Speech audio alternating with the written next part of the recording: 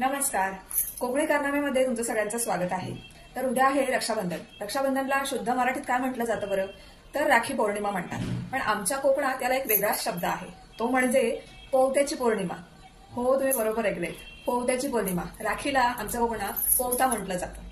पूर्वी जेव्हा पोस्टमन राखी घेऊन यायचे ना, तेव्हा कोणी असं नाही म्हणायचं राखी आलेत पोस्टाने, पौती पाठवल्यानेच वाटतं, पौती इलीत.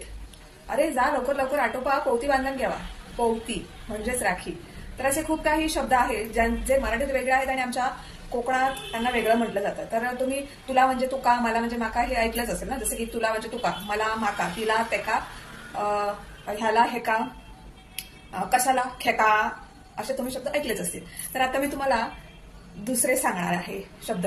तर आमच्या कोकणात त्या दिवशी या मराठी शब्दाचा अर्थ असा आहे, म्हणजे असा उच्चार केला जातो की असं म्हटलं जातं, त्या दिवशी म्हणजे तेरोजा. गेल्या वर्षी म्हणजे गुदस्ता.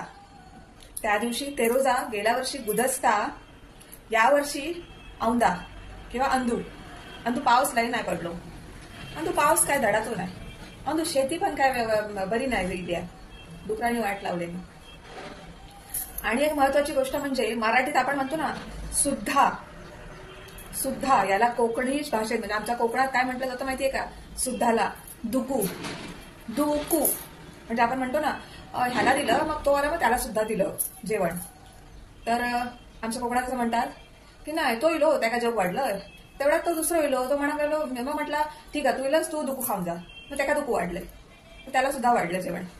असं दुकू. दुकू म्हणजे सुद्धा. तुम्हाला माहिती होते का हे आपले कोकणातले शब्द?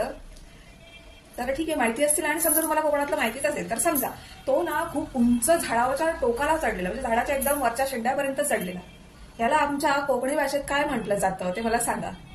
कोणाकोणाला माहिती बघूया, कमेंट करून सांगू शकता. Feel free to comment. धन्यवाद.